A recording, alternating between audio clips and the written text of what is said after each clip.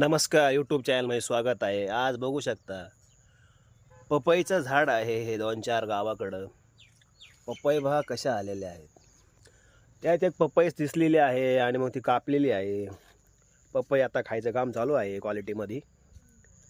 पपई खाल्ल्याने प्लेटलेट असेल, आपल्या जे काही पांढऱ्या पेशी असतात ते संतुलन राहतं. त्याच्यामुळे पपई खाल्ली पाहिजे.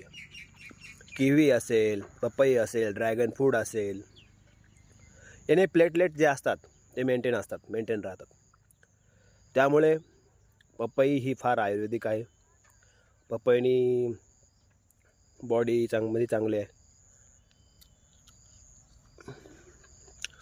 त्यामुळे पपई हप्त्यातून एकदा तरी खाल्ली पाहिजे. आणि मी खातोय पपई. तुम्ही लाईक करा, फॉलो करा. Thank you guys.